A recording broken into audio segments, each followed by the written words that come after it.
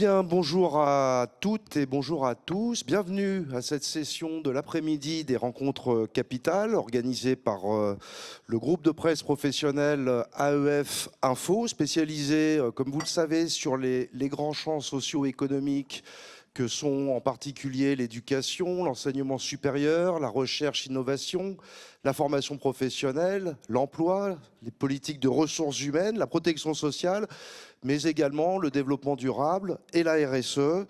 Je suis Cyril Duchamp, je suis journaliste justement à l'AEF, comme on dit. Nous organisons un certain nombre d'événements comme ces rencontres capitales, mais à peu près une cinquantaine chaque année de congrès, des colloques, des salons professionnels et également grand public. J'ai le plaisir d'être avec vous pendant 1 heure et demie sur cette thématique de l'entreprise de demain, relation entre inclusion, performance et sobriété. Alors avant de vous présenter nos intervenants, un mot rapide peut-être sur cette thématique, puisque finalement nous avons là 3 mots-clés, l'inclusion qui renvoie certainement à l'enjeu de la grande mutation des défis démographiques. La performance, on peut l'analyser sous l'angle des transformations technologiques, numériques et en particulier aujourd'hui de l'IA. Et puis évidemment la sobriété qui interroge le défi écologique, de transition écologique et énergétique qui se pose. Sont des défis qui doivent être pensés dans une perspective de projection tout de même, puisque c'est l'entreprise de demain. Alors c'est pas un exercice facile.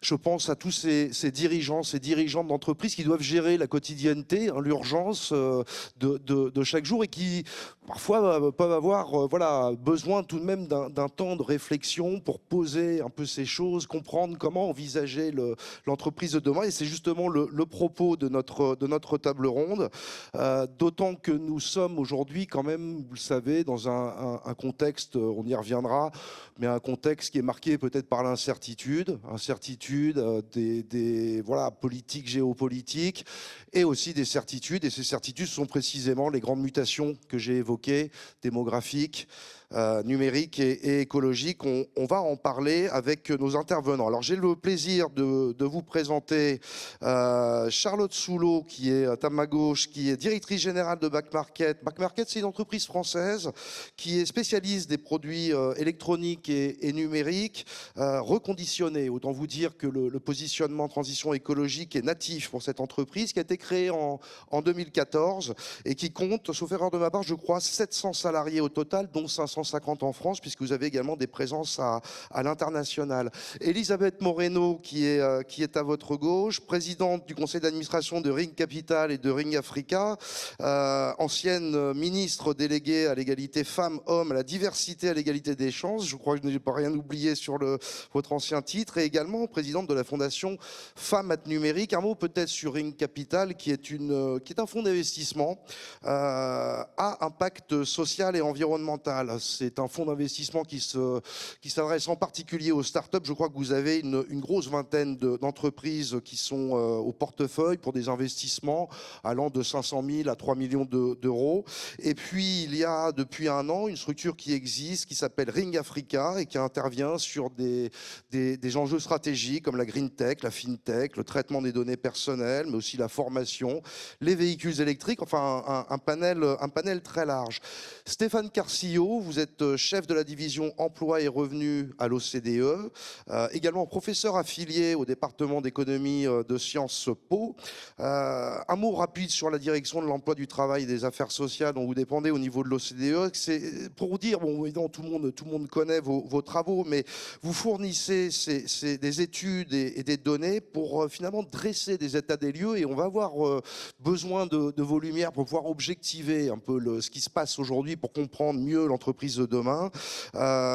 C'est l'idée d'identifier et de travailler sur ces tendances autour des questions d'emploi, des questions de politique sociale, migrations internationales aussi et de santé. Et ces travaux permettent d'apporter un soutien et un conseil, un rôle de conseil auprès des États pour l'élaboration des politiques publiques. Enfin, Gino Balderaki, vous êtes directeur People, Culture and Impact chez Compass Group France. Pour celles et ceux qui ne connaisseraient pas Compass Group, vous êtes un leader de la restauration collective sous contrat avec plus de 3000 établissements clients et vous employez environ 17 000 personnes. Alors, peut-être pour démarrer cette séquence, d'abord juste une précision logistique, parce que cette année, vous le savez peut-être, vous avez la possibilité de participer quelque part aussi à ce débat en posant votre question. Donc on se fera un plaisir de vous passer le micro en fin de table ronde pour échanger avec nos intervenants, intervenantes. Je le disais, peut-être pour penser l'entreprise de demain, d'abord, encore faut-il savoir un peu où on en est aujourd'hui. Peut-être mettre en place un constat, voir à quels défis nous sommes aujourd'hui confrontés. Cette entreprise de demain, c'est une entreprise qui est au cœur finalement de ces grandes mutations que j'ai évoquées préalablement. Je me tourne vers vous, Stéphane Carcillo. Du côté de l'OCDE, comment on aborde la question? Comment on pose ce constat pour imaginer les grandes tendances qui vont dessiner l'entreprise de demain? Alors, je dirais que ce qui est probablement le plus important pour l'entreprise dans les 30 prochaines années, c'est vraiment le changement de paradigme sur le marché de l'emploi, parce qu'on est passé d'un monde où on n'avait pas assez d'emplois à un monde où on ne va plus avoir assez de travailleurs. Et ça, c'est le gros enjeu pour la croissance des entreprises, c'est d'arriver à attirer, maintenir les talents dans l'entreprise, les conserver, les transformer, arriver à les faire évoluer. Le changement démographique, il est enclenché et 2025 est la première année où la population en âge de travailler va diminuer au sein de l'OCDE. Donc on a atteint un pic et donc dans les 25 prochaines années en France, non seulement la population va continuer à vieillir, mais la population en âge de travailler va atteindre son plateau et commencer à diminuer et le taux d'emploi va diminuer. Et ça, c'est un énorme enjeu pour les entreprises parce que ça veut dire que leur force de travail va vieillir et que dans le même temps, elles vont devoir s'adapter à toutes sortes de changements extrêmement importants. Des changements qui sont technologiques, évidemment, avec l'IA et la digitalisation, des changements climatiques, avec des contraintes nouvelles qui sont hyper fortes dans les nouvelles normes, et une concurrence qui est aussi accrue de l'étranger. Donc on a un enjeu extrêmement important et pour faire face à cet enjeu, on voit bien que les clés, elles sont dans les ressources humaines et dans l'adoption des technologies, évidemment, des bonnes technologies. Dans les ressources humaines, parce qu'il va falloir avant tout, et en particulier en France, arriver à garder en emploi plus longtemps les seniors. C'est vraiment complètement central en France, et aussi mobiliser toute la diversité et toutes les ressources possibles du travail, notamment évidemment les femmes, même si la France est plutôt bien placée en comparaison internationale, mais enfin on voit bien quand même toutes les difficultés qu'ont les femmes à accéder à certains emplois encore en France. Et puis mettre en œuvre aussi la formation des jeunes de manière très effective, parce qu'aujourd'hui on a largement des marges de manœuvre pour améliorer l'insertion des jeunes. Il y a vraiment des ressources qui sont perdues là. Et enfin, je crois que beaucoup de pays ne feront pas l'économie de mieux gérer leur migration. On voit bien que c'est un sujet hyper politiquement hyper brûlant, hyper compliqué à gérer, mais même les pays dans lesquels, voilà, tous les pays dans lesquels la démographie est bien plus avancée encore en termes de vieillissement que nous, je pense à l'Italie, je pense à la Corée ou au Japon, font face à des pressions migratoires, mais qui viennent de l'entreprise. C'est-à-dire que les entreprises disent, mais attendez, il nous faut des personnes qualifiées pour pouvoir continuer à fonctionner. Et donc là, les enjeux sont très importants. Donc en fait, des transformations qui sont vraiment énormes dans un contexte de ralentissement de la productivité. On parle de l'IA, on parle de ces nouvelles technologies, mais la vérité, c'est qu'en fait, notre productivité, c'est la moitié de ce qu'on avait il y a 20 ans. Et que si on ne mobilise pas les ressources du travail et tous les talents, et si on n'investit pas massivement dans les nouvelles technologies, le résultat au niveau des entreprises va se ressentir au niveau national, c'est qu'en fait, on aura une richesse par habitant qui va ralentir, et ralentir, et ralentir. Et donc, il va falloir s'adapter. Donc le levier, c'est la croissance au travers de ces différents moteurs que vous avez listés. En fait, ça passe par une consolidation de l'emploi. Elisabeth Moreno, par rapport à ce que vient de dire Stéphane Carcillo, j'imagine qu'il y a quelques pistes, en tout cas quelques réflexions qui doivent faire écho. Je pense en particulier évidemment à l'emploi des femmes, qui est un enjeu majeur, qui a été pointé, également sur la formation des jeunes. Alors, déjà, bonjour à toutes et à tous. Je suis ravie d'être avec vous cet après-midi, avec une voix un peu enrouée, parce que qu'est-ce qui fait froid. Évidemment, mais je vais d'abord rebondir. Vous avez dans votre introduction parlé de ce que je fais aujourd'hui, de ce que j'ai fait en tant que ministre. Mais je vais vous parler de ces 25 années que j'ai passées dans le monde de l'entreprise et sur 4 continents. Quand j'ai vu le thème de notre table ronde, il y a 3 mots, inclusion, performance et sobriété. Ces 3 mots-là, dans le monde de l'entreprise, avec l'âge canonique qui est le mien, depuis 20 ans, j'entends parler de people, planet et profit. Depuis plus de 20 ans. Avant même que les sujets qui viennent brillamment d'être exposés, ne commencent à nous alerter sur l'état de la planète, sur l'état des gens, parce qu'il faut reconnaître aussi que les gens ne vont pas bien, et en particulier dans le monde du travail, depuis la Covid, il y a eu un shift, il y a quelque chose qui s'est passé, notamment dans la quête de travail, etc. Et moi, c'est-à-dire sur le sens du travail. Le sens du travail, je vais y venir dans un instant. Et en fait, je vais vous donner 3 chiffres qui montrent combien nous, autres êtres humains, nous avons tendance à avoir une réalité devant nous, en face de nous, et pourtant, on la laisse traîner, traîner, traîner, jusqu'à ce qu'elle nous mène dans une situation qui vient d'être décrite là, où on dit qu'on ne veut pas d'immigrés dans nos pays, où on ne laisse pas la place aux femmes pour qu'elles puissent travailler, où la jeunesse est complètement ignorée. 3 chiffres. On a 1,5 million de jeunes, chaque année, qui sortent de l'école sans formation et sans diplôme. 1,5 million. C'est-à-dire qu'un jeune sur 8 dans notre pays sort de l'école sans diplôme et sans formation. Si vous allez dans les quartiers populaires ou dans les zones rurales, c'est 1 jeune sur 3. 1 jeune sur 3. C'est énorme quand on considère que nous avons en Europe des sujets démographiques quand même relativement importants. Si tout le monde continue de se gauser et de dire que la jeunesse, c'est l'avenir de notre, c'est l'avenir de l'humanité, comment on peut avoir, en France, 7e puissance économique mondiale, 1,5 million de jeunes qui sont à la dérive et totalement déboussolés. Deuxième chiffre, vous avez parlé des femmes et je vous en remercie. Ça fait des années finalement que les femmes participent à l'économie. Le seul problème, c'est que beaucoup du travail des femmes n'est pas payé, beaucoup. Une femme qui s'arrête de travailler pour s'occuper de ses enfants, personne ne la paye. Par contre, elle va le payer cher au moment de sa retraite. Une femme qui s'arrête de travailler parce qu'elle est fille unique, Catherine Guillouard, je ne sais pas si vous vous souvenez, l'ancienne patronne de la RATP, quand étant fille unique, elle a décidé de quitter son job de patronne de la RATP parce qu'elle n'avait pas d'autre choix que de s'occuper de ses 2 parents qui sont tombés malades en même temps. Elle a perdu son job. Elle avait un certain âge qui fait qu'il y a peu de chances pour qu'elle retrouve un job comme celui-là. Personne ne s'occupe des conséquences économiques et financières pour elle.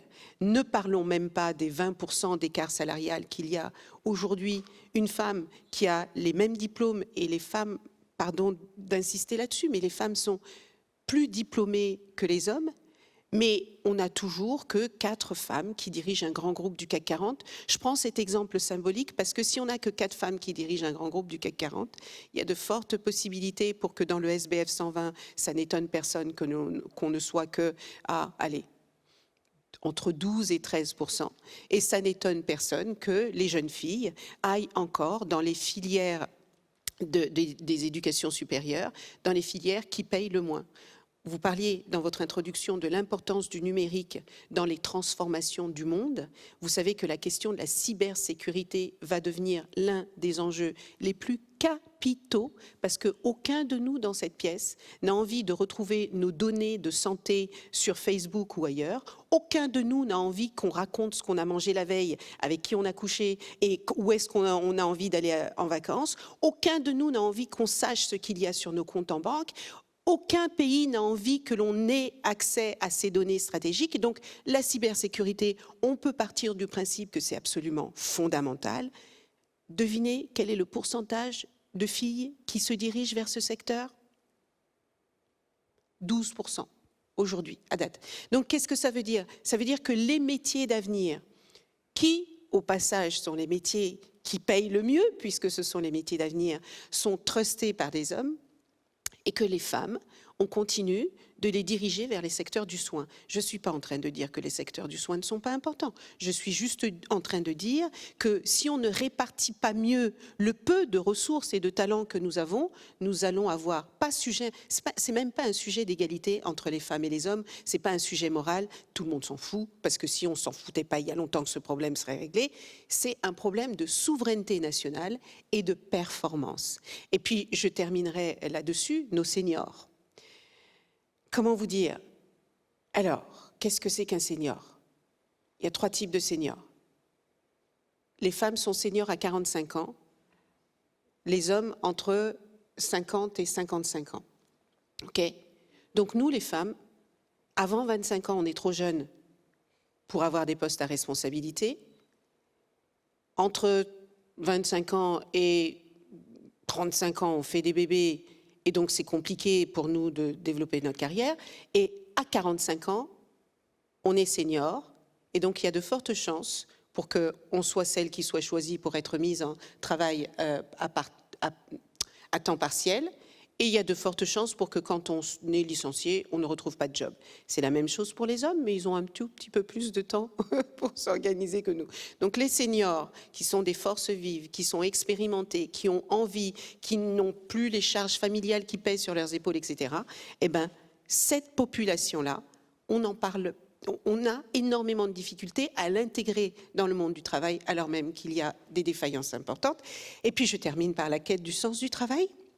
Comment dire? Donc vous avez les jeunes qui sont un peu déboussolés, vous avez les seniors qui ont envie mais qu'on n'embarque pas suffisamment, et au milieu, il y a un ventre mou qui est en quête de sens permanent et qui se demande si ce qu'il fait ou ce qu'elle fait a du sens, si ça sert à quelque chose, si ça l'épanouit. Le monde du travail est probablement le seul environnement de tout ce que nous connaissons et de toutes les crises et de toutes les transformations et mutations que vive notre société. Le monde du travail est probablement celui qui a bougé le moins, sauf qu'il ne va plus du tout avoir le choix. Ça devient une question de performance, de durabilité et de résilience pour l'avenir. Je vous propose justement peut-être de regarder au travers d'une illustration, d'un exemple qui est celui de Compass Group avec Tino Bardakeli, comment on est aujourd'hui, comment vous relevez ces défis, en particulier la question des seniors qui challenge très directement votre organisation. Dites-nous comment vous abordez ces sujets-là. En fait, je me reconnais et l'entreprise se reconnaîtrait sur les descriptions qui viennent d'être faites par Elisabeth et Stéphane. C'est-à-dire qu'on est confronté à plusieurs choses. La première, c'est on a une pyramide inversée aujourd'hui au niveau des âges de nos collègues, à savoir que dans les 5-7 prochaines années, on va avoir près de 30% de nos collègues qui vont quitter l'entreprise. Donc, il va falloir les remplacer.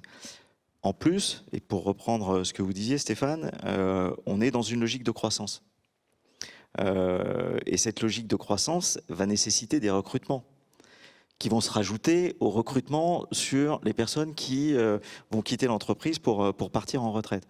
Donc, en fait, si on ne fait rien, et je pense qu'on n'est pas la seule entreprise à être dans cette situation, on risque de se retrouver dans l'impossibilité de pouvoir correctement honorer des contrats qu'on aura gagnés, de pouvoir faire ce sur quoi on nous a mandaté, tout simplement parce qu'on n'aura pas les effectifs présents, on n'aura pas les compétences, on n'aura pas les ressources.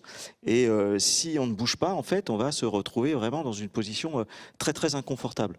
Donc on agit évidemment sur les personnes qui vont partir en leur facilitant leur travail. On va revenir là-dessus plus tard.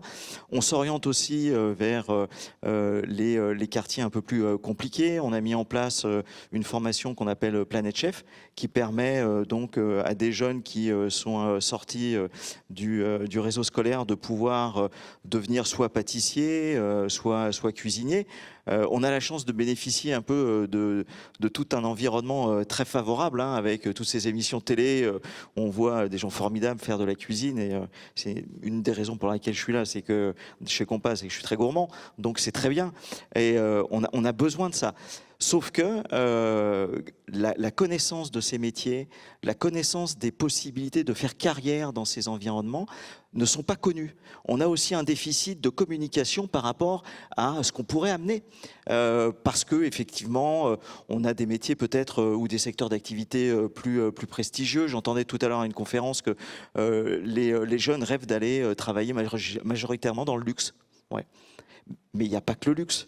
Et donc, en fait, on a tout un travail de communication qui vient en plus de tout ce qu'on fait déjà au niveau de l'entreprise pour faire connaître ces métiers et donner envie aux jeunes de venir travailler en les accueillant de la meilleure des façons. Parce que j'entendais également ce que vous disiez, Elisabeth, c'est vrai qu'aujourd'hui, je disais il n'y a pas longtemps que c'était Gallup qui avait fait une enquête mondiale où on avait donc 3 catégories de jeunes, les jeunes engagés, les jeunes moins engagés et les jeunes pas du tout engagés.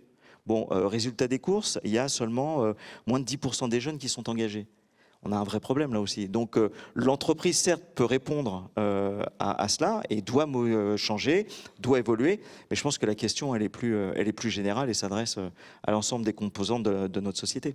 Oui, je voudrais quand même interroger. Vous voulez ajouter un mot, peut-être, Charles Souleau? Ouais, moi je trouve que les jeunes, faut écouter ce qu'ils ont à dire et ils nous challengent beaucoup. Enfin, nous, on le voit, hein, on voit qu'il y a, dans les mutations que vous observiez en introduction, il y a une énorme évolution dans les aspirations des jeunes depuis 2020, ça c'est clair.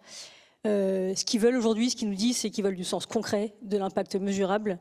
Ils veulent de la flexibilité, de la santé mentale. Ils veulent de la progression rapide, de l'employabilité. Et ils veulent de la justice et de la transparence. Donc c'est beaucoup.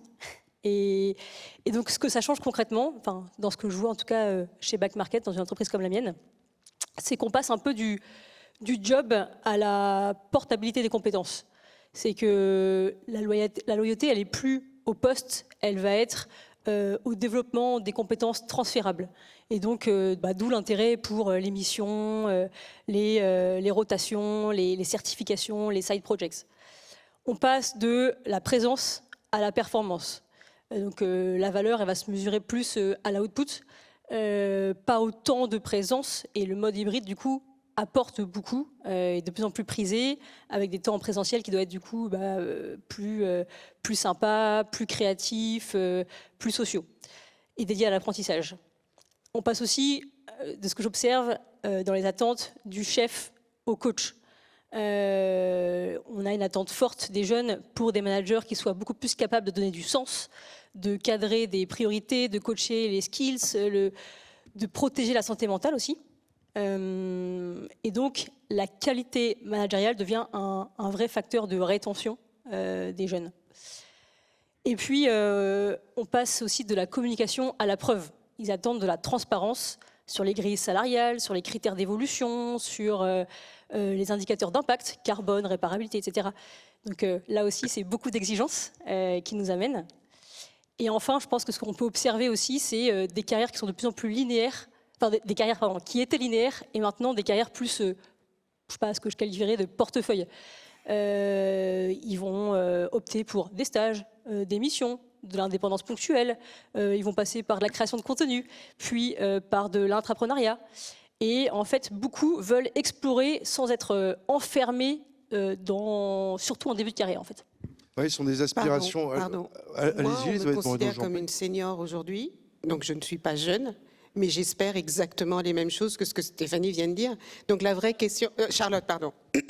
Donc la vraie question, c'est pas que les jeunes nous en demandent beaucoup, c'est peut-être que ce que nous avons accepté avant en termes de mode de fonctionnement était dysfonctionnel. Et ces jeunes ont vu Donc nous, les seniors, faire le, je sais pas, travail, boulot, dodo, c'était quoi? Je me souviens plus trop de l'expression. Métro, boulot, dodo. Boulot, métro, C'est ça. Hein. boulot, métro, dodo. Et peut-être toujours.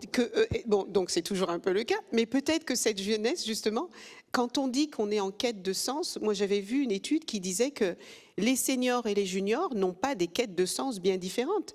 Ils ont envie de s'éclater dans leur boulot, ils ont envie d'y trouver du sens, ils ont besoin de s'épanouir, ils ont besoin de comprendre ce que fait l'entreprise et comment elle le fait et pourquoi elle le fait. Ils ont besoin de cohérence et de ne pas voir que l'entreprise va afficher sur son site web people, people, people. Nous mettons l'humain au centre, il n'y a que l'humain qui compte. Et dès qu'il y a besoin de distribuer plus de dividendes aux actionnaires, on coupe les jobs et les gens sont licenciés. Donc en fait, il faut juste peut-être mettre un peu de bon sens et se dire que peut-être que cette jeunesse, elle nous ouvre les yeux sur des choses que nous avons acceptées et tolérées et qui ne sont plus ni tolérables ni acceptables. Je voudrais revenir sur un point que vous avez évoqué, Gino Vallarici, c'est l'aspect social, puisqu'il y avait cette notion d'engagement aussi social au cœur de votre stratégie que vous avez esquissée tout à l'heure. Finalement, c'est quand même un équilibre qui n'est pas si évident que ça, de mêler, enfin de lier la dimension sociale inclusive avec la performance. Je pense pas être totalement dans l'erreur en disant qu'a priori des concepts qu'on a pu nous inculquer, ça paraît assez contre-intuitif. Est-ce que aujourd'hui cette dimension sociale va aller de plus en plus de pair avec la performance pour l'entreprise de demain? Est-ce que c'est comme ça que vous voyez les choses? Ou est-ce qu'on est quand même à essayer de coller deux notions qui ne sont pas si compatibles? Alors ces notions, c'est vrai qu'elles ne sont pas très compatibles, mais après il y a des contraintes telles au niveau de l'entreprise qu'on va être obligé de les rendre compatibles.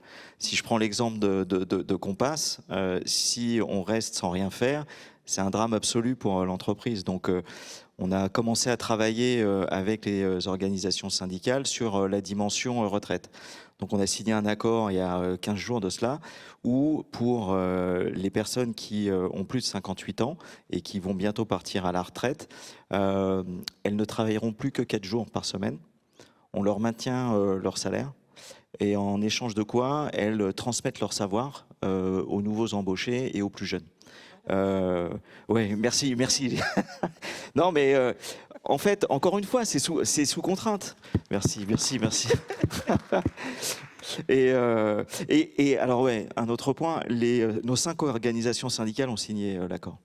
Donc voilà, on arrive à avoir quand même comment dire, il y a une prise de conscience qui est généralisée. C'est pas simplement l'entreprise, c'est aussi le monde syndical, c'est le monde politique. Et au sein du monde syndical, on a souvent des discussions qui sont, comment dire, d'une part très intéressantes, mais qui sont portées sur l'avenir, parce qu'on voit bien qu'on touche à une limite, et si on ne change pas notre façon de fonctionner dans nos relations avec l'autre, et en particulier avec les organisations syndicales, avec les employés, avec les jeunes, avec toutes les catégories qui composent notre société, en fait, on n'y arrivera pas. On ne peut pas avoir juste, nous, de notre point de vue, parce que c'est le COMEX, parce que c'est le comité de direction qui dit, bon, ouais, je sais tout, je vois tout. Non, en fait, on est obligé de se nourrir des informations et des perceptions qu'ont l'ensemble du corps social pour pouvoir ensuite amener ces évolutions.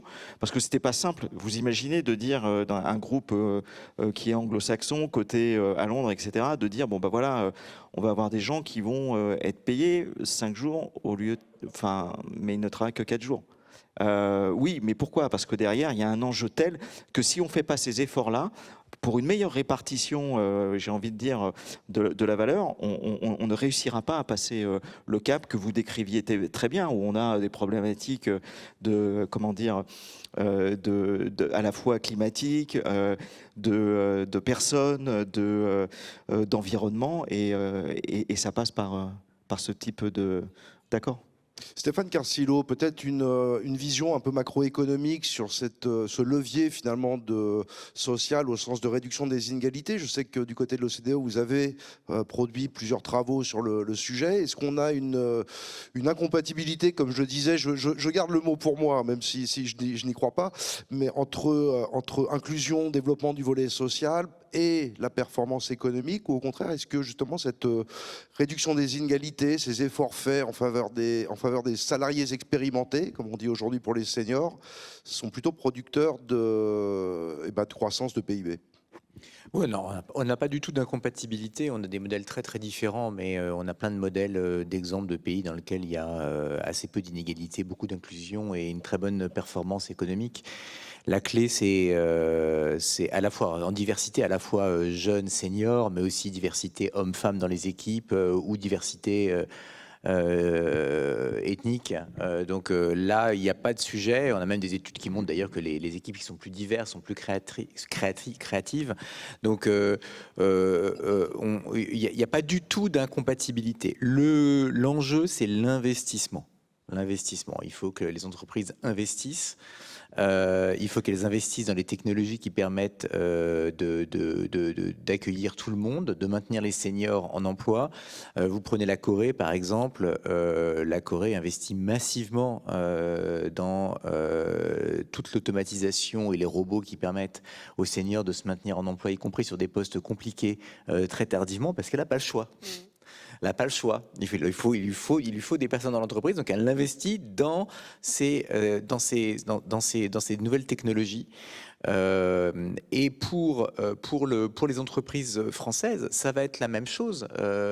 Et c'est déjà la même chose. C'est-à-dire arriver à faire face à ces difficultés de recrutement. Il va falloir investir pour pouvoir être plus efficace avec les personnes qu'on a, pouvoir inclure et faire venir des gens qui n'ont pas forcément les compétences qu'on voulait, mais qu'on va vite faire monter en compétences, investir aussi dans la formation. Et donc je pense qu'il n'y a absolument aucune incompatibilité. Et quand vous prenez par exemple les pays qui sont hyper inclusifs, les pays du nord de l'Europe, la Norvège, la Suède, le Danemark, sont des pays qui sont avec des PIB et des richesses nettement supérieures aux nôtres. Et ils sont et des croissances nettement supérieures. Et ils sont ultra inclusifs. Ils sont ultra inclusifs, à la fois sur les seniors, sur les jeunes et sur les migrations, parce qu'ils en ont besoin et ils ont des PIB nettement supérieurs. Et la clé, c'est quoi derrière? Pourquoi? C'est pas magique. C'est l'éducation et l'investissement dans les technologies. C'est ça leur solution. Vous allez en Norvège, vous allez en Finlande, vous allez en Suède, il n'y a pas un jeune qui sort du système scolaire sans une solution. Pas un. Ils sont même suivis dans l'école, identifiés tout de suite pour qu'on ne les lâche pas pendant 3 mois, parce qu'on sait que 3 mois après la sortie de l'école, c'est terminé, on n'arrive pas à les récupérer. Donc la solution, elle est vraiment là. Et ce sont des entreprises qui investissent massivement dans la recherche et le développement, massivement, pour pouvoir être à la pointe et pour pouvoir tirer le meilleur de ces jeunes. Et ensuite, je crois qu'il y a un point qui est très très important, c'est qu'il faut aussi comprendre que dans le monde de demain, qui est un monde avec une population qui vieillit, les besoins vont être différents. Et les marchés vont changer. Et donc, on a certes énormément besoin d'ingénieurs, et de data scientists et de personnes qui sont capables de fonctionner avec des systèmes digitaux, mais on a aussi beaucoup besoin du côté humain. Pourquoi? Parce qu'on a une population qui va vieillir et donc les services à la personne, c'est un domaine hyper important. Et donc c'est vrai qu'on a l'impression qu'il faut se diriger, que tout le monde doit se diriger vers des métiers ultra techniques. D'abord, tout le monde n'en est pas capable. Ça, voilà. Et d'autre part, les métiers de l'humain sont des métiers qui vont être en forte demande aussi demain. Et donc ça, il faut aussi les promouvoir, ces métiers. Parce qu'il y a plein de jeunes qui peuvent avoir des carrières et des salaires et des rémunérations vraiment très très bien et avoir une vraie carrière dans des métiers qui sont aujourd'hui méprisés. Et qui pourtant demain auront aussi une très très très forte demande. Elisabeth Morneau, je ne vous pose pas la question de savoir si vous croyez au lien entre dimension sociale et capacité de création de valeur, en fait, puisque c'est au cœur du positionnement de Ring Capital en particulier. Vous misez sur des jeunes pousses, des entreprises qui sont à impact social. Absolument. Et je vais vous parler de Ring dans une seconde, mais je voudrais juste ajouter quelque chose. C'est extrêmement important ce qui vient d'être dit dans le sens où, oui, on a besoin de data scientists, oui, on a besoin d'ingénieurs, oui, on a besoin de personnes extrêmement capées, intellectuellement solides pour prévenir l'avenir, mais on a aussi besoin de plombiers, on a besoin d'électriciens, on a besoin de menuisiers. Et en fait, on a tellement formé nos jeunes, on leur a tellement fait penser que les meilleurs métiers, c'était ceux qui sont dans les bureaux avec une cravate et un joli tailleur, qu'en fait, on a aujourd'hui des plombiers qui gagnent mieux leur vie que des avocats, parce qu'on a plein d'avocats, mais qu'on n'a pas assez de plombiers. Et on ne fera pas de transition écologique, on ne fera pas de transition énergétique si on n'a pas de soudeurs. Là aussi, c'est du bon sens. Et comme je savais que vous alliez me poser la question sur est-ce qu'il y a une incompatibilité, mais c'est encore dingue c'est pas vous, hein, vous n'êtes pas dingue, mais c'est dingue qu'en 2025, on se pose encore la question de savoir si les deux sont compatibles. Je suis sûre que tu vas nous parler de... Enfin, je parlais avec Charlotte de Back Market qui surperforme.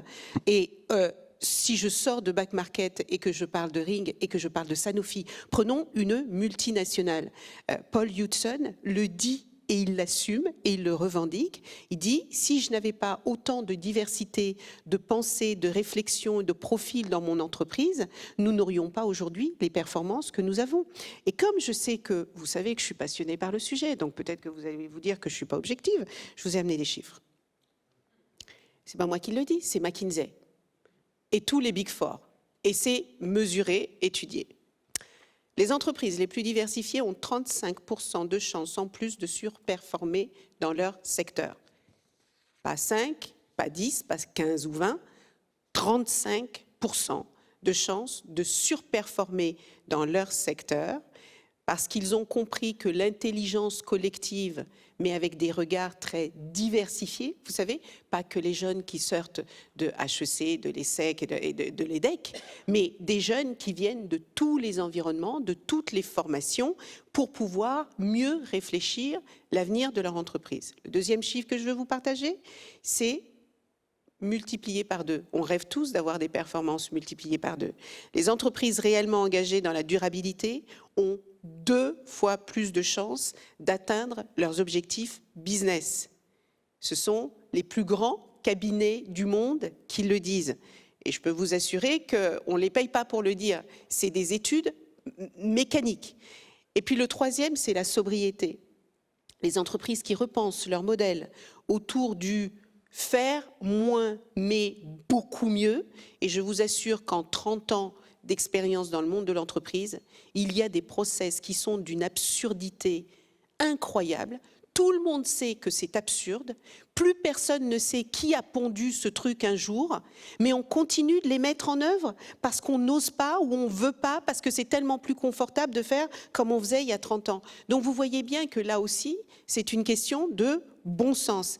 Et les entreprises qui repensent leur modèle autour du moins mais mieux réduisent en moyenne leur consommation d'énergie de 30 à 40%, tout en renforçant leur résilience. Alors la question qu'on peut se poser, c'est pourquoi, alors même que nous savons tout ça, nous continuons de faire exactement l'inverse et surtout nous continuons de faire penser que ce n'est pas possible de combiner performance et inclusion sociale. Ça nous coûte beaucoup plus cher de ne pas inclure que d'inclure. Mais Ring Capital, on a décidé de mettre 100% de nos capitaux, des investisseurs qui nous font confiance, de les miser sur des femmes et des hommes qui travaillent sur les enjeux vitaux de notre planète. C'est quoi les enjeux vitaux? C'est la santé, c'est l'éducation, c'est la transition climatique, c'est la transition énergétique, c'est l'agriculture, l'alimentation durable, bref, tout ce qui fait que nous vivons en tant qu'êtres humains. Vous ne pouvez pas imaginer la difficulté que nous avons à convaincre aussi bien les institutions financières que les petits investisseurs que vous et moi nous sommes, à convaincre qu'on peut gagner de l'argent en faisant bien. Et vous avez des gens qui sont prêts à investir sur des émoticônes qui rient ou qui sont tristes, sur des sabres laser et sur des pierres plates qui amènent de l'énergie, plutôt que d'investir sur des solutions qui sont vitales pour l'humanité. C'est assez incohérent, somme toute. Et je vais terminer par ça, parce qu'on dit dans les fonds d'investissement, on ne le dit pas, c'est une réalité. Et chaque année, Sista produit des chiffres qui montrent qu'il n'y a que 2% des capitaux privés qui sont fléchés vers les startups créées par des femmes. 2%. Et ça fait plus de 15 ans que c'est comme ça. Et ça fait plus de 15 ans qu'on dit quand même, il serait temps que ça change. Comme les investisseurs ne changent pas, ce sont les femmes qui entreprennent qui changent. Et elles prennent un homme associé. Et vous savez ce qui se passe quand elles prennent un homme associé? Même si c'est un naze, leur résultat, elles lèvent 5 fois plus. 5 fois plus. Vous voyez bien qu'on a quand même un sujet. Et puis je vais terminer par ça. C'est une étude que j'ai lue, je crois, la semaine dernière. Il y a 5 multimilliardaires sur la planète. 5. Qui cumulent à eux 5. Alors ils sont tous dans la tech et ils sont tous aux États-Unis et ce sont tous des hommes. Ils cumulent à eux 5 ce que 50%, ils cumulent à eux 5 la richesse que 50% de la planète n'a pas. C'est-à-dire qu'ils sont plus riches à eux 5 que 50% des gens de la planète. Et figurez-vous que ces gens-là, qui travaillent évidemment énormément sur les questions d'intelligence artificielle, j'adore la tech, ça fait 25 ans que je suis dans la tech, et je sais que ça peut transformer le monde. Mais quand même, une grande partie des petites mains qu'ils utilisent pour travailler sur leurs données, etc., etc., etc., sont payées à coups de lance-pierre dans des pays émergents. Alors la vraie question qu'il faut qu'on se pose, c'est quel type de leadership économique ou politique on accepte et pourquoi on laisse faire des inégalités dont on sait qu'elles sont mortifères.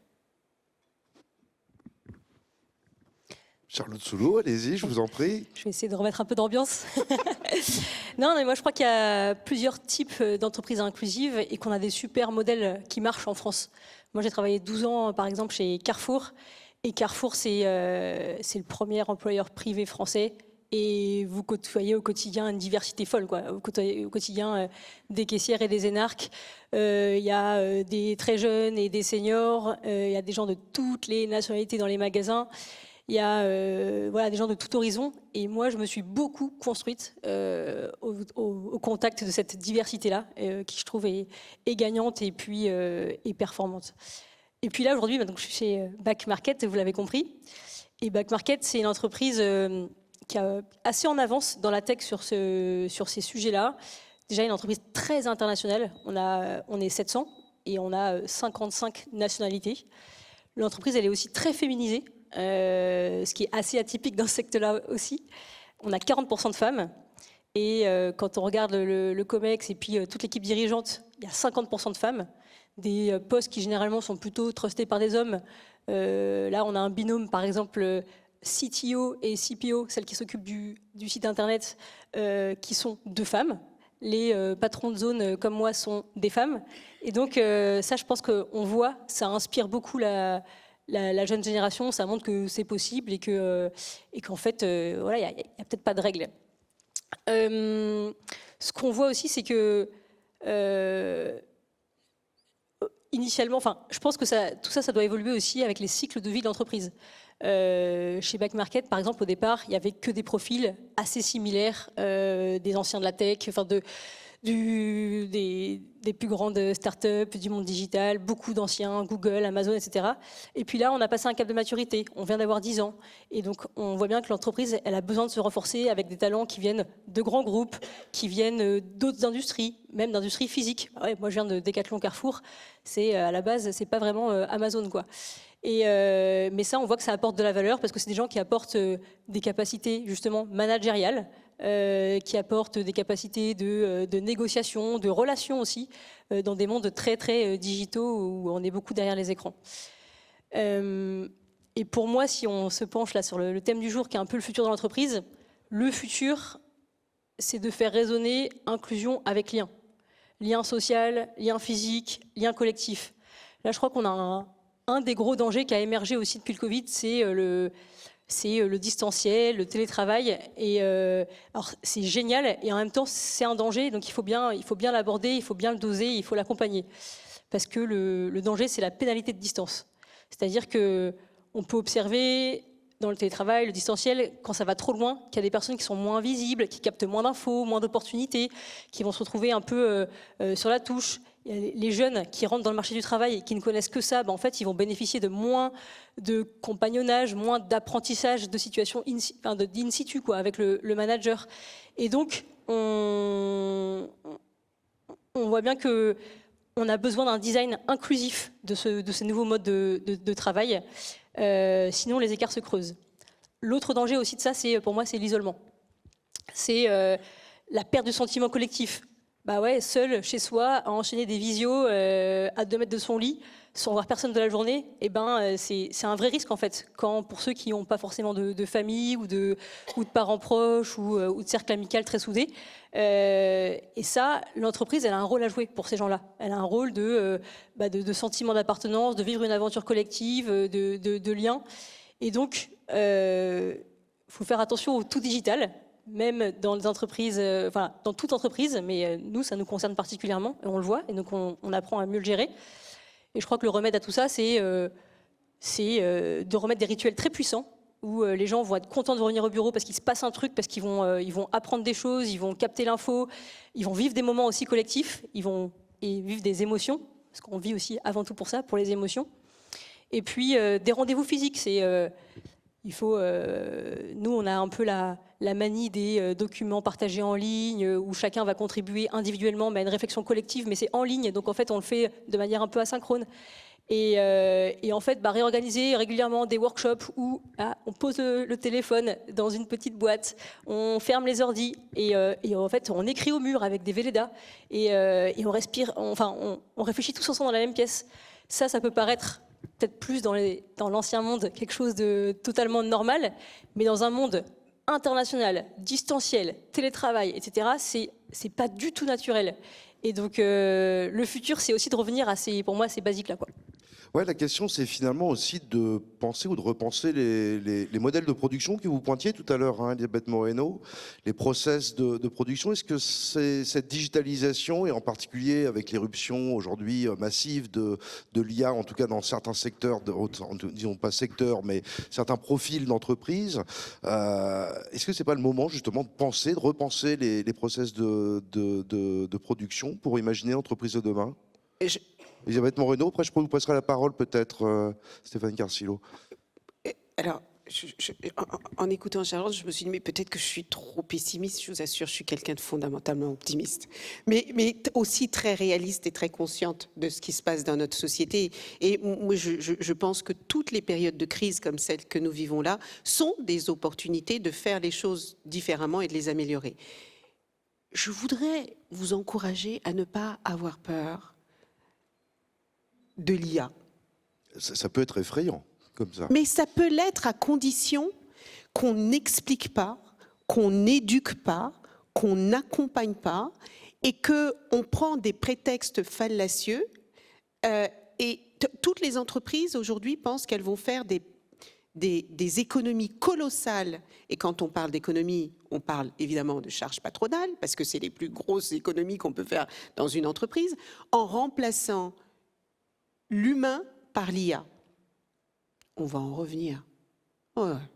Quand tout le monde aura mis des robots partout et que plus rien ne fonctionnera, on y reviendra, c'est certain. Mais je voudrais juste qu'on soit conscient que toutes les transformations, toutes les transitions industrielles importantes ont amené des changements d'emploi. Vous savez, on n'a plus d'allumeurs de réverbères depuis qu'il y a l'électricité. On n'a plus de porteurs d'eau depuis que l'eau arrive dans les robinets directement.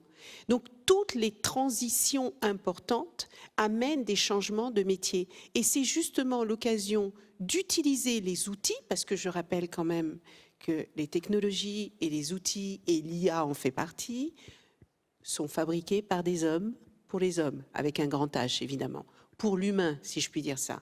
Donc si on s'amuse à se faire peur avec des choses qu'on invente nous-mêmes, il ne faut pas mettre ça sur le dos de l'IA.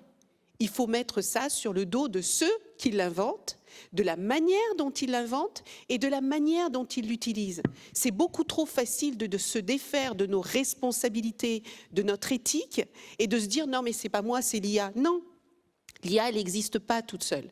Donc oui, il faut changer notre manière de travailler parce que de toute façon si on ne le fait pas, elle se fait d'elle-même.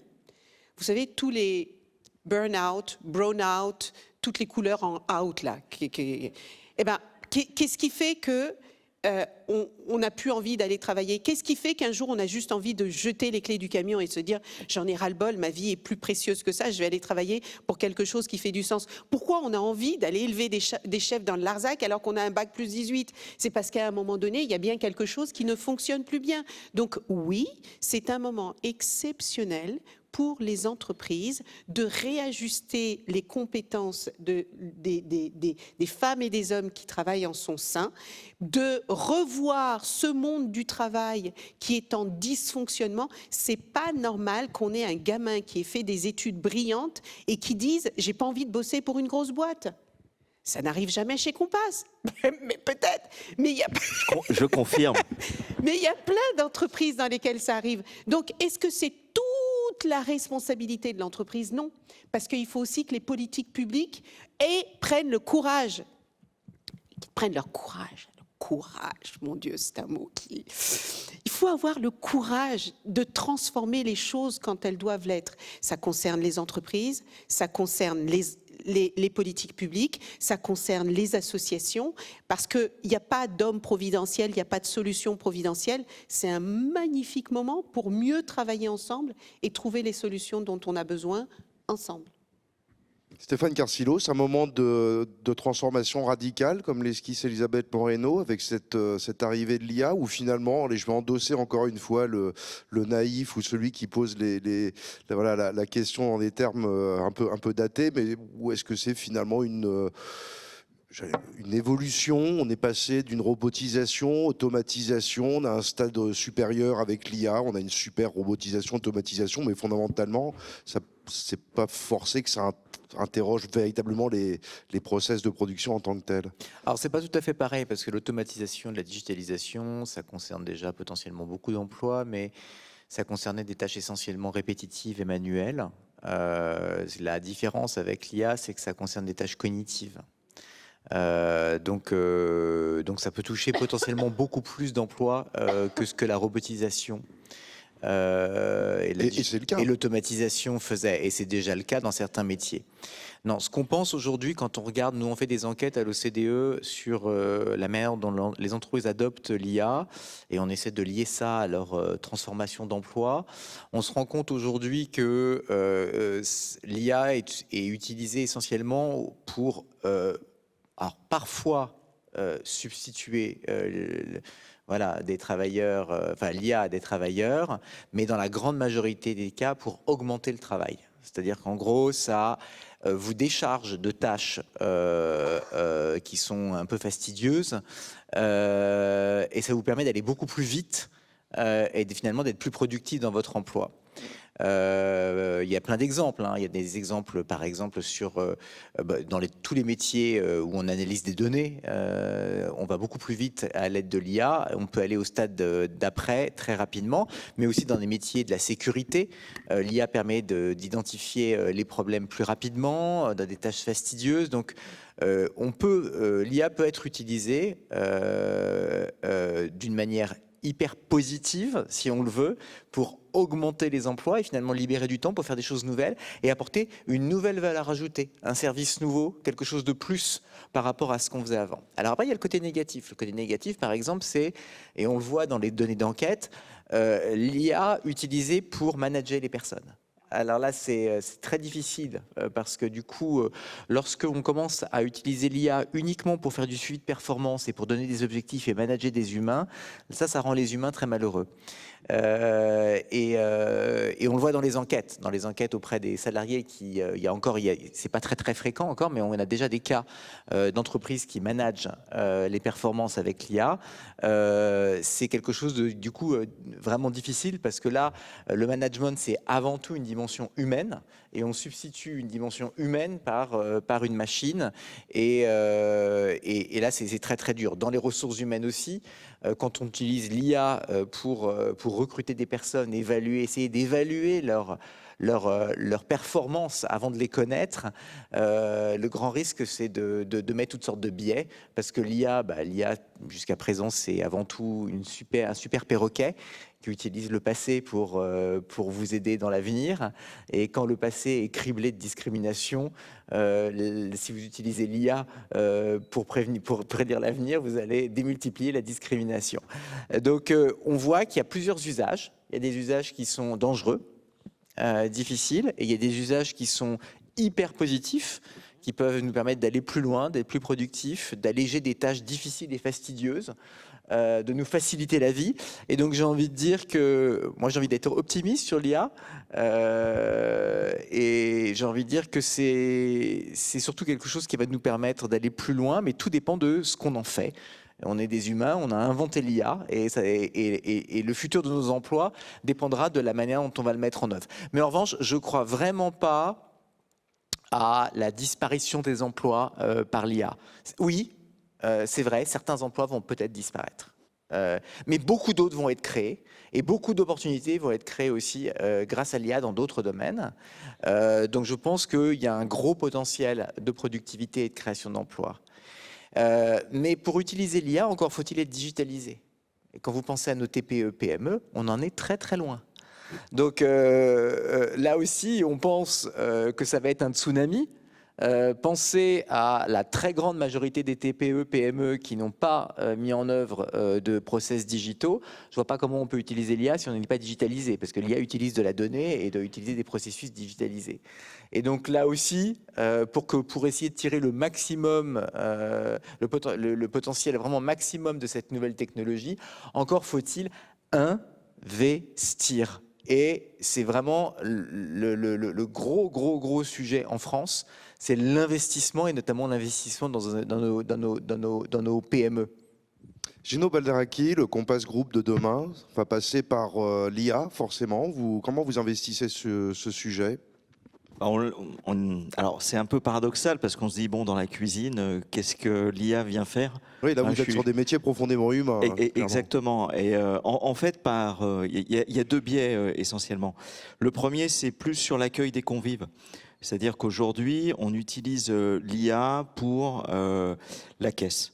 Clairement, on arrive avec son plateau et le système est capable de voir et de comprendre ce que vous avez pris.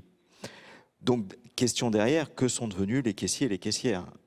Comme on est en déficit de ressources, et de ressources humaines en particulier, on a mis en place un programme pour transférer toutes ces personnes dans la cuisine. Ce sont devenus des cuisinants. L'autre point qui est toujours lié au restaurant, c'est la façon dont on étudie la fluidification en fait, des parcours. Il n'y a rien de plus insupportable quand on est client que d'attendre. Vous êtes là, j'ai faim, ça n'arrive pas, etc. Donc on a mis des capteurs sur les différentes zones pour comprendre le temps, qu'est-ce qui n'allait pas, comment est-ce qu'on pouvait améliorer les passages. Donc entre le personnel sur place, les personnes avec leur chronomètre, le takt time comme on dit dans l'industrie, ces éléments de data qui nous arrivent, on arrive à changer les flux, on arrive à modifier les zones d'accès pour justement permettre aux convives de se sentir beaucoup mieux. Donc ça, c'est cette partie-là, on va dire, plus liée à la production. Et puis après, comme toutes les autres entreprises, on a l'IA qui intervient de façon de plus en plus continue. Étant dans un groupe international, on a testé, pas plus tard que la semaine dernière, un traducteur simultané dans une conférence. Voilà, on était dans différents pays Et j'avoue que c'est bluffant. Nous, on avait donc une voix qui ne correspondait pas à la personne, mais par contre, il y a d'autres solutions où la voix est celle de la personne qui s'exprime. Et donc, ce qui fait qu'il y a une meilleure compréhension, évidemment, mais surtout, c'est impressionnant de voir comment l'IA, de ce point de vue-là, peut apporter des solutions qui permettent de se sentir beaucoup mieux au travail. Tout ça, ça renvoie à cet enjeu d'évolution professionnelle, donc des compétences, de formation derrière. Alors comment on doit aborder le sujet? Parce que là, on est presque face à un mur, peut-être, non? Déjà, il faut accepter le fait que des compétences qu'on pouvait acquérir et qui étaient valables 10, 15, 20 ans, aujourd'hui, c'est plus le cas. Aujourd'hui, il faut accepter le fait qu'on va rentrer dans une époque où la formation, ça va être quelque chose de quotidien. Obsolescence rapide des compétences, donc accompagnement permanent, vraiment logique de formation tout au long de la vie réaffirmée. Mais quand je parle d'accompagnement, je ne parle évidemment pas de ces formations online que vous devez faire en 1 heure ou 2, en mangeant votre crêpe, en vous occupant du petit dernier. Enfin, je parle des vraies formations. Non, mais c'est vrai. Non, mais si on ne se dit pas les choses, ça ne sert à rien qu'on se voit. Non, c'est l'acquisition de compétences en mode non, mais des vraies dégradé. formations. Moi, je sais que le niveau de formation dans les entreprises a considérablement baissé ces 20 dernières années. Pourquoi? Parce que là aussi, on part du principe que c'est un endroit où on peut faire des économies. Et donc, on parle du numérique. Il y a beaucoup de seniors, je vous rappelle à partir de 45 ans, qui sont très mal à l'aise et qui sont angoissés de perdre leur job parce qu'ils n'ont pas été formés correctement à ces métiers ou à l'utilisation du numérique. Et il faut que vous sachiez qu'à court terme, le numérique sera présent dans tous les métiers. Je parlais avec une dame qui est femme de ménage et qui me dit, mais en fait, moi je suis vraiment inconfortable parce que je ne parle pas correctement la langue, je ne sais pas très bien lire et nos patrons nous ont donné des tablettes dans lesquelles ils nous demandent de dire combien de rouleaux de papier toilette il faut que nous commandions pour notre prochaine tournée. C'est ça aussi le numérique. Et si vous laissez sur le bord de la route toute une partie de gens qui ne comprennent pas comment le numérique ou l'IA de manière générale est en train de transformer les métiers, si on parle d'inégalité aujourd'hui, attendons 5-10 ans et on va voir combien ces inégalités peuvent être explosives. Donc la formation, c'est quelque chose de fondamental pour les années qui viennent. Et si les entreprises ne forment pas correctement les femmes et les hommes qui travaillent en leur sein, fatalement, les performances vont s'en ressentir. C'est une évidence, on le sait, on n'investit pas suffisamment sur les gens, on n'investit pas suffisamment sur les compétences techniques, on n'investit pas suffisamment dans les soft skills. Je connais beaucoup de managers qui sont en souffrance aujourd'hui parce que être manager aujourd'hui, ça n'est pas être manager il y a 20 ans. Je vous assure que quand j'ai commencé à être manager il y a 20 ans, si je savais gérer mes tableaux Excel, je m'en sortais super bien. Aujourd'hui, un manager, on lui demande de savoir gérer l'égalité femmes-hommes, on lui demande de savoir gérer les questions LGBTQIA+, on lui demande de savoir gérer les normes et les règlements européennes, on lui demande de prendre la parole sur des sujets auxquels il pige que dalle, on lui demande d'être souriant et de dire que tout va bien alors qu'il a une charge mentale colossale. Être manager aujourd'hui, ça n'est absolument pas être manager d'il y a 15 ans. Sauf que, et je vous donne un exemple concret, moi, j'ai fait un peu de rangement il n'y a pas très longtemps et donc je me suis résolue à jeter mes livres de quand j'ai fait mon executive MBA. Oui, c'est terrible, j'en pleure encore. Non, je les ai pas, je les ai sortis de ma bibliothèque et on ne jette pas un livre, évidemment qu'on ne jette pas un livre. Eh bien, j'ai constaté que 60% des ouvrages, des pavés, 60% des ouvrages que nous avions quand nous avons fait notre executive MBA, et c'était il y a 20 ans, c'était sur le financial accounting. 60%. 30% sur les process et sur les outils, et 10% quand on avait le temps sur l'humain. La plupart des... Et j'ai fait une très bonne école. L'EXEC est considérée comme l'une des meilleures écoles. Donc, ça veut dire quoi? Ça veut dire que la manière dont on préparait les leaders du monde de l'entreprise, et c'est vrai aussi du monde de la politique, je l'ai vu, j'étais en son sein, je l'ai vu, l'humain est toujours considéré comme la dernière roue du carrosse, alors que ça devient l'enjeu, le sujet le plus complexe. Les gens qui vont dans l'entreprise aujourd'hui ne veulent pas qu'on ne s'intéresse qu'à leurs bras ou à ce qu'ils ont dans la tête ou aux études qu'ils ont faites, ils veulent qu'on les prenne dans leur globalité.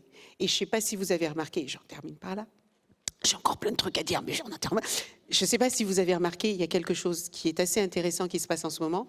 Comme il y a une certaine perte de confiance et de repères dans les institutions politiques, la seule organisation qui tient debout, qui est ancrée et qui reste constante et cohérente dans ce qu'elle fait, c'est le monde de l'entreprise. Et donc, on est en train de passer de l'homme politique providentiel à l'entreprise providentielle, alors que l'entreprise n'est absolument pas prête à porter ce fardeau. Donc pour les formateurs, c'est une super opportunité.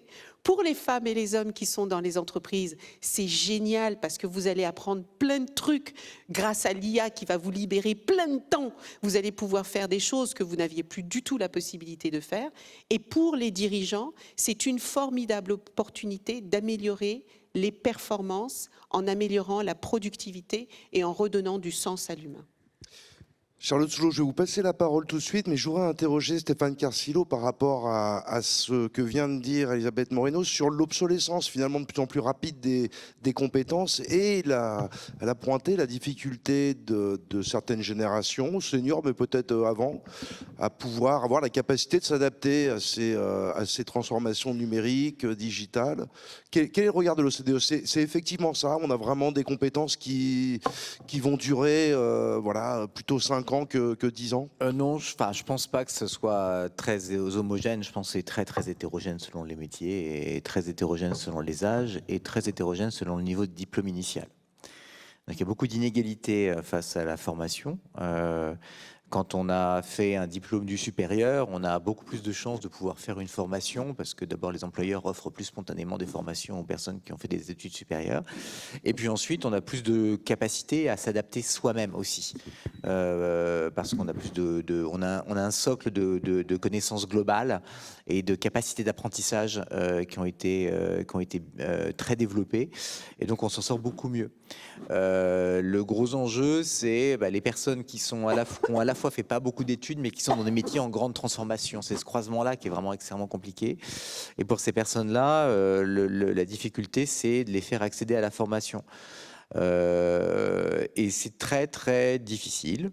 En France, mais aussi à l'étranger, c'est très difficile pour plusieurs raisons. Parce qu'il y a des barrières du côté des entreprises qui ne voient pas trop l'intérêt d'investir dans ces personnes-là, qu'on fait peu d'études, notamment les TPE, PME qui ne comprennent pas les enjeux de la formation, ne voient pas très bien le rendement de la formation. Et puis du côté de ces personnes-là, en fait, retourner dans une salle de cours quand on n'a pas aimé l'école, c'est pas facile. Moi, j'étais au conseil scientifique du plan investissement compétences. C'était 15 milliards quand même supplémentaires de formation. C'est énorme, 15 milliards. Hein. Quand vous pensez au budget de l'éducation nationale, 60 milliards. Enseignement supérieur à 40 milliards. Quand on met 15 milliards sur la formation d'argent public, c'est juste énormissime. Et ben, on a augmenté le nombre de formations. Bon, on a aussi augmenté le prix de la formation, si vous voyez ce que je veux dire. C'est-à-dire que l'argent est bien allé quelque part. Mais on n'a pas augmenté l'insuffisance de la formation chez les publics prioritaires qui étaient ceux du plan, c'est-à-dire les jeunes sans diplôme, les seniors et les chômeurs de longue durée. C'est-à-dire que ils en ont un peu bénéficié, mais pas plus que les autres. Donc au final, l'objectif qui était de la faire monter en compétences. Et pourquoi? Parce que c'est super dur de les faire rentrer en compétences, c'est super dur d'aller les chercher, de les motiver. Et parfois, il leur manque même des espèces de compétences de base qui leur permettent de suivre la formation elle-même. Donc, c'est un très gros enjeu. il faut créer une culture de la formation. C'était l'objectif dont je pense qu'on peut dire qu'il a été réussi du compte personnel de formation, qui est une grosse révolution en France, qui sert de modèle à plein de pays. C'était créer une culture de la formation. Ça, je pense que la France a créé quelque chose. Et il faut le dire parce qu'on ne peut pas être que négatif. On a fait des choses qui étaient vraiment bien et ça c'est un truc super d'avoir son compte formation avec de l'argent dessus, capable de se dire qu'on peut faire une formation et créer une appétence pour la formation et une culture de la formation de cette population. C'est très important. Maintenant, le deuxième challenge, c'est beaucoup plus dur. C'est de faire en sorte qu'il soit utilisé de la bonne manière par les personnes qui en ont le plus besoin. Et ça c'est le plus difficile. Parce que les diplômés Bac plus 4 ou Bac plus 6, ils vont s'en sortir. Hein. Ne vous inquiétez pas. Ils vont s'en sortir, puis ils sont chouchoutés par les entreprises. Ce n'est pas le sujet. Le sujet, c'est vraiment les personnes qui n'ont pas fait d'études supérieures. Charlotte Soulot, comment ça se passe chez Back Market, cette adaptation des compétences au métier, aux évolutions des métiers? C'est en permanence, en fait? Ouais, c'est en permanence. Je pense que les nouvelles compétences, ça va devenir un avantage compétitif indispensable pour survivre dans le paysage de ces entreprises qui évoluent. L'IA, c'est vraiment une nouvelle ère, quoi. C'est une révolution qui est en marche. Ça va complètement changer nos manières de travailler. On le voit déjà, hein, il y a des premières vagues de licenciements massifs. Vous avez vu qu'Amazon avait annoncé 30 000 licenciements, et cette fois, c'est les cols blancs qui sont visés. Ils vont aussi automatiser plus de 75% de leurs opérations. Donc voilà, les cols blancs sont maintenant dans le même danger que les cols bleus, et ça, c'est quand même assez nouveau. Et donc ça, c'est extrême. On a aussi d'autres cas où, en fait, on ne voit pas forcément beaucoup de licenciements, mais on voit qu'il n'y aura pas forcément de nouvelles embauches. On voit Walmart, par exemple, qui est en croissance, mais qui a annoncé qu'il n'allait pas embaucher pendant 3 ans. Donc ça aussi, c'est des phénomènes un peu nouveaux. Dans une entreprise tech et digitale comme Back Market, ce qui change, c'est que nous, les métiers se transforment. On voit que c'est augmenté par la capacité de l'IA, en fait. Et donc, on voit qu'on a des sujets très concrets, comme le fléchage des cas clients, comme la détection de la fraude, comme l'évaluation de la qualité esthétique des produits qu'on reconditionne. Tout ça, ça va être géré par l'IA. Et donc, demain, c'est comment on a des profils superstars de l'IA qui sont capables de capter au mieux le gain de performance de l'outil et puis d'en faire un avantage stratégique. On a besoin aussi de consacrer plus de temps humain à des meilleures décisions complexes, etc. Donc c'est vraiment, voilà, c'est augmenter l'humain, comme tu le disais, Stéphane, et pour devenir plus pratique, plus stratégique. Et je pense qu'il y a aussi une énorme révolution dans les métiers du marketing. Et ça change totalement les règles pour faire émerger les marques, les histoires. On passe d'une époque où le créateur d'image était un peu le magicien, où maintenant on est tous des créateurs de contenu en puissance. Et on est 8 milliards de prompteurs sur Terre. Et donc ça, pour émerger, ça va devenir aussi beaucoup plus compliqué. Donc je pense que le rôle derrière de l'entreprise, c'est plutôt c'est d'avoir un état d'esprit, tout est dans l'état d'esprit, je pense, d'ouverture, d'adaptabilité. Il faut embrasser l'IA en partant des réalités de chacun. Et ceux qui sont le moins voilà, enclins à s'y mettre, qui ont des réticences, qui ont un peu peur, en fait, il faut partir de leurs problématiques du quotidien. Et ça, c'est des cas d'usage, en fait. C'est des cas d'usage qu'on peut et créer des espaces sécurisés où ils vont pouvoir apprendre, ils vont pouvoir poser leurs questions. Nous, je sais que chez Back Market, on a plusieurs créneaux par semaine, complètement ouverts. Qui veut vient, qui veut se connecte et pose ses questions, ou alors s'il n'a pas forcément de questions, mais il ne sait pas trop par quoi commencer, on va lui donner des petits cas d'usage très concrets et sur lesquels il va pouvoir commencer à apprendre avec quelqu'un de très bienveillant qui va lui montrer un peu la voie. Et donc, c'est créer ces espaces pour que les gens n'aient pas peur et qu'ils s'y mettent. Et l'entreprise a un rôle à jouer pour l'accompagner là-dedans. Alors le temps passe très vite et on va bientôt passer à vos questions, donc préparez-les, on vous passera le micro. Je vous propose quand même de faire un dernier tour de table pour interroger toujours cette entreprise de demain sous l'angle organisationnel, puisque nous avons parlé évidemment des grands enjeux, des process, des évolutions de process au niveau de la production. On vient de parler du levier formation et adaptabilité des compétences en vue des évolutions de métiers qui se dessinent d'ores et déjà. Tout ça, on l'a évoqué plus ou moins en filigrane, mais ça a évidemment des impacts organisationnels au sens où les managers sont directement concernés, ont été d'ailleurs particulièrement mis à rude épreuve sur ces sujets. Aujourd'hui, concrètement, comment vous voyez, je pose la question à Charlotte Soulot et à Gino Barder-Alquier en particulier, comment vous voyez l'évolution organisationnelle de l'entreprise? Qu'est-ce qui décide l'entreprise de demain? Est-ce que c'est une entreprise plus collaborative? C'était un peu le sens des propos, en tout cas c'est comme ça que je l'ai compris, que vous venez de tenir, Charlotte Soulot. Est-ce que c'est une entreprise qui doit changer totalement sa façon de concevoir l'interpersonnel, le relationnel? Qui veut commencer? Où en êtes-vous par rapport à ces enjeux organisationnels? Ouais, je peux commencer. Moi, ce qu'on voit et ce qui marche chez nous, et parce qu'on le fait évoluer en permanence, je pense déjà c'est le fait d'avoir un cap clair, une vision claire qui est un peu le fil rouge pour tous et où chacun peut se raccrocher, mais qui nécessite quand même une agilité permanente dans le chemin pour y parvenir à ce cap clair. Et donc ça, faut pas avoir peur de faire des coups de barre à gauche, coups de barre à droite pour bifurquer et aller vers ce cap. De deux, pour moi, c'est de plus en plus des organes matriciels qui on duplique pas les mêmes équipes par géographie ou par région ou avec de la lourdeur hiérarchique. Voilà, on essaye d'alléger, de simplifier les organigrammes au maximum. C'est gage d'efficacité. C'est aussi, en parlant d'efficacité, c'est aussi plus d'outils collaboratifs, digitaux, modernes, intuitifs, très réactifs. Moi, j'ai bien vu quand je suis passée d'un Carrefour à un back market, là, les réponses, je les ai, si c'est pas dans la minute, je les ai dans l'heure, parce qu'on est dans de la messagerie instantanée permanente, Ultra réactivité, du Slack sur tous les projets. Un outil comme Slack, on n'a plus de mails, nous, en interne, à part avec les gens de l'externe, quand vous m'écrivez, par exemple. Mais sinon, tout est dans l'extrême réactivité, on est dans le temps réel. Ça change quand même beaucoup de choses.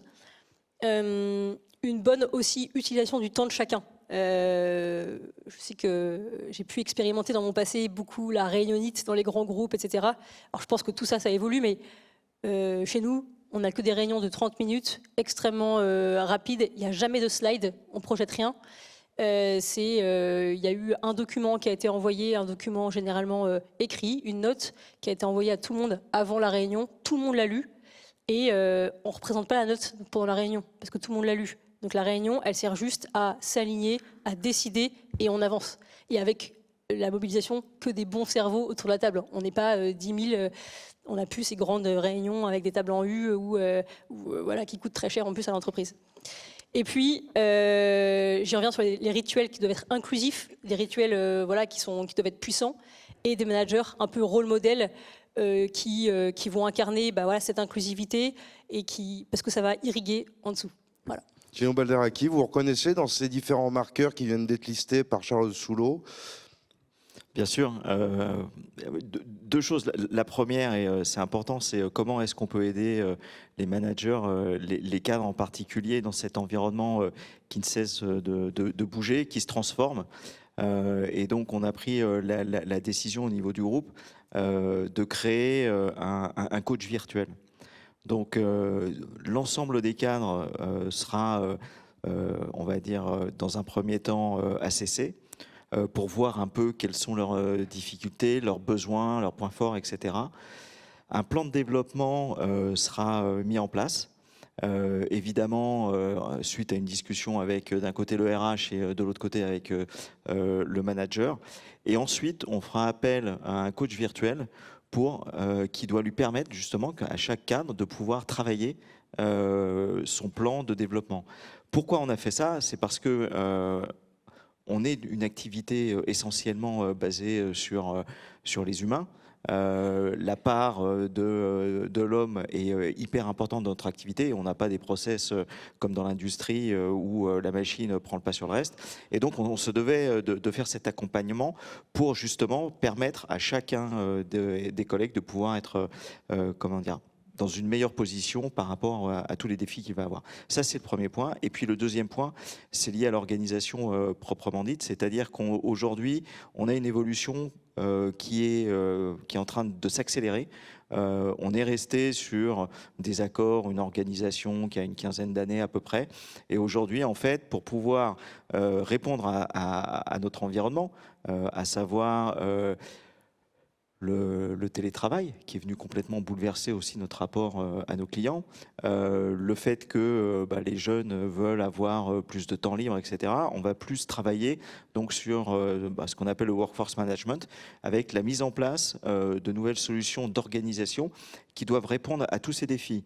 Le changement de l'environnement externe, de l'écosystème, nos propres changements, nos besoins, la nécessité d'avoir du digital pour répondre plus vite à tous ces changements et donc s'adapter autant que faire se peut au nouvel écosystème dans lequel on arrive.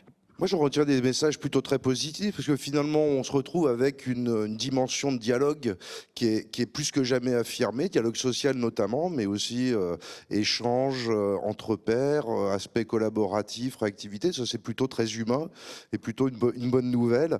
Je vous propose de passer à la séquence des questions, si vous en avez. Et tout d'abord, on va commencer par celle posée par deux panélistes qui sont deux futurs journalistes, des élèves en première année de master, à Igencia, je crois. Allez-y, je vous en prie. Bonjour, donc, je m'appelle Perrine, je suis en première année à l'ISCPA, donc du groupe Igencia, en master de journalisme. Et tout d'abord, donc, je vous remercie pour cette conférence très intéressante. Je voulais m'adresser plus particulièrement à Monsieur Carcillo. Vous avez parlé des TPE et des PME, et donc dans un contexte où il y a eu de grandes mutations numériques, notamment avec l'arrivée de l'IA. Les plus petites entreprises ne risquent-elles pas de disparaître en nombre, avec justement pour résultat des phénomènes de concentration dans certains secteurs d'activité, et quelle serait en fait la taille critique de l'entreprise de demain? Oui, Stéphane Carcillo, c'est vrai que les mutations dont on parle, en particulier la transition numérique, mais aussi la transition écologique, supposent des capacités d'investissement finalement qui sont conséquentes. Alors on ne parle pas de la boulangerie ou de la boucherie, de quartier, mais sur des PME qui sont aujourd'hui, qui devraient intégrer ces enjeux-là, il faut quand même pouvoir investir. C'est comme ça que j'ai compris la question. Est-ce qu'on risque pas de se retrouver avec des entreprises qui disparaissent ou qui sont absorbées par les plus grands qui ont la capacité financière à relever ces défis? Ouais, c'est une super bonne question. Je ne suis pas sûr qu'on ait la réponse, mais il y a un risque parce que les investissements dont on parle, c'est un peu une sorte de coup d'entrée pour être à niveau face aux compétiteurs. Et le coût d'entrée, tout le monde ne peut pas le payer. Et donc, du coup, il y a un risque, effectivement, de voir un phénomène soit de disparition des TPE-PME, soit un phénomène de concentration, parce que les entreprises qui ont payé le coup sont capables de racheter leurs concurrentes, qui sont plus petites, etc. Donc il y a un risque. On voit dans certains pays un phénomène d'ailleurs de concentration sur le marché du travail où on a un petit peu moins d'acteurs d'entreprises et un peu plus de grosses entreprises. Mais en fait, au-delà du risque de disparition, parce que je ne pense pas que la TPE-PME va disparaître, c'est un tissu hyper important, productif, et puis c'est le premier entrepreneur, et puis les startups, en fait, c'est non seulement le premier entrepreneur, mais c'est même le premier créateur d'emplois en net. C'est-à-dire que les entreprises qui sont des entreprises petites et jeunes contribuent pour la moitié aux créations d'emplois chaque année. Je sais pas si c'est hyper important pour notre tissu, donc je les vois pas disparaître. Ce que je vois en revanche se profiler, c'est ce qu'on voit depuis une dizaine d'années, c'est une polarisation de la profitabilité. Entre des grandes entreprises qui sont à la pointe est hyper profitable, qui rémunère hyper bien, mais qui en fait emploie pas tant de personnes que ça au final, et une masse d'entreprises beaucoup plus petites dans le même secteur, qui ne sont pas à la pointe de la technologie, donc pas à la pointe de la productivité et qui payent beaucoup moins. Et donc ça veut dire cette polarisation des entreprises, c'est aussi une polarisation des inégalités salariales. Donc c'est ça le risque, et c'est pour ça qu'il faut aider les TPE, PME à investir. Je répète à nouveau, à la fois au niveau micro pour ces inégalités salariales, mais aussi pour notre productivité en général, il faut les aider à investir. J'ajouterais quand même que les nouvelles technologies aident des personnes qui n'avaient pas les moyens de créer leur entreprise hier, de pouvoir s'appuyer sur les technologies pour le faire. Vous avez parlé de Ring Africa tout à l'heure. Il faut savoir qu'aujourd'hui, si vous avez une bonne connexion Internet, de l'électricité, un ordinateur, vous pouvez être à Abidjan et vendre votre beurre de karité à New York. Ça, ce n'était pas possible il y a 20 ans. Et on peut le faire depuis sa chambre ou depuis sa salle à manger. Donc, utiliser les technologies pour créer des petites entreprises qu'il aurait été beaucoup plus difficile de créer par le passé, ça c'est un premier point. Et le deuxième point, c'est que toute entreprise commence petite. Moi, je ne connais pas d'entreprise qui a explosé dès ses premières années. Alors oui, il y a cette polarisation, mais je crois qu'on va créer de plus en plus parce qu'il va y avoir de plus en plus de besoins et de demandes. Une deuxième question peut-être. Allez-y, je vous en prie. Bonjour, je suis également étudiante en master de journalisme et je souhaiterais savoir comment concilier croissance économique et préservation des ressources naturelles de la planète et comment penser l'entreprise de demain oblige-t-il à changer radicalement de paradigme en se tournant vers des logiques de type bien commun ou au contraire, s'agira-t-il d'une compétition encore plus féroce en raison des ressources raréfiées? Oui, c'est la question de la raréfaction des ressources. C'est vrai qu'on est passé d'une logique très industrielle où finalement on puisait sans trop se poser de questions dans les ressources naturelles, on exploitait, et puis à des fins productives. Aujourd'hui, la question se pose un peu différemment. Alors on voit bien d'un point de vue géostratégique qu'il y a des guerres féroces qui sont en cours sur l'exploitation des terres rares. Si je comprends bien la question, c'est est-ce que l'entreprise de demain, c'est une entreprise qui est confrontée au choix soit de l'affrontement violent, concurrentiel, pour avoir accès aux ressources nécessaires, ou est-ce qu'on peut aller dans une dimension peut-être un peu plus positive, de type bien commun, comme ça avait été d'ailleurs théorisé par une femme, prix Nobel d'économie, qui est Eleonore Ostrom. Je pense que d'abord, en termes de ressources naturelles, il y a un premier sujet, c'est l'énergie. C'est hyper important parce que ces nouvelles technologies, elles consomment énormément d'énergie. Et donc, l'enjeu stratégique, ça va être d'accéder à cette énergie, de la produire à un coût qui est raisonnable. C'est vraiment un enjeu de croissance et de richesse hyper important. La deuxième chose, c'est la question qu'il faut poser à Charlotte, parce que c'est la question du recyclage. Je crois qu'on ne va pas échapper à ce sujet-là. Ça va devenir, à mon avis, dans les années qui viennent, de plus en plus important. Ouais, tu as raison. Je pense que le modèle linéaire de extraire, produire, jeter, c'est plus tenable. Et donc, plus facile pour moi d'en parler parce qu'effectivement, on est une entreprise de l'économie circulaire. Nous, ce qu'on voit avec l'exemple du smartphone, c'est que 80% de l'empreinte carbone d'un smartphone, il est au niveau de la production. Et ça, c'est quelque chose d'extrêmement énergivore. C'est une industrie qui est un peu sale, hein. Ça se fait dans les mines de cobalt au Congo, de lithium au Chili.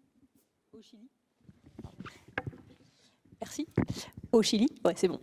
Et que ça entretient des conflits armés, ça entretient le travail des enfants, des femmes, etc., dans des conditions catastrophiques. Donc, et puis bon, ça c'est en amont, et après, à la fin, on voit quoi? On voit des montagnes de déchets électroniques. J'ai été au Kenya l'hiver dernier. On a été visiter une des plus grandes décharges au monde, qui s'appelle la Dandora. Je pense que c'est un des trucs les plus marquants de ma vie, quoi. C'est des montagnes de déchets, il y a de l'électronique partout, ça pollue les sols, il y a les gens qui vivent à côté qui sont extrêmement contaminés, etc. Enfin, voilà, il faut regarder un peu sur l'impact de cette surconsommation, de cette surproduction aussi. Et ça, c'est entretenu par quoi? C'est entretenu aussi par un marketing. Le marketing du neuf, enfin, je parle dans le cas des produits électroniques.